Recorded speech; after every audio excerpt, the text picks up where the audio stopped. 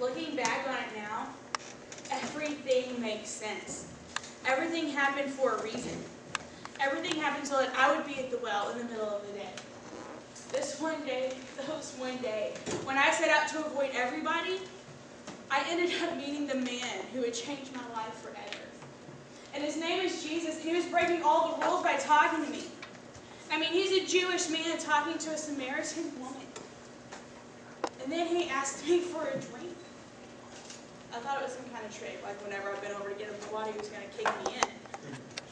But then he said, I'll give you water so you're never thirsty again. I thought it sounded pretty good. Still thought it was a trick, but I fell for it. He said, why don't you go get your husband? I said, I don't have a husband. He said, you're right.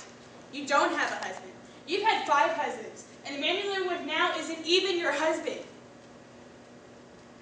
I didn't like how this was going, so I decided to change the subject to something less personal. Decided to change it to religion, but this guy was like nothing else I'd ever seen. He couldn't even talk religion without making it all personal. He said, what you're called doesn't matter. I mean, I've been called a lot of things, okay? And then he said, it's who you are and the way you live your life that counts. I decided to change the subject again, back to religion. I said, I know the Messiah is coming. He said, you're right. And you don't have to wait anymore, because I'm the Messiah. And that made complete sense. How else would you know all that stuff about my life? And so I forgot about being invisible, and I ran. I ran back to the town as fast as I could to tell everybody, hey, there's this man out here, and he knows everything I've ever done. You all have to go see him. And they did. And in a few days, Jesus got personal with all of them too.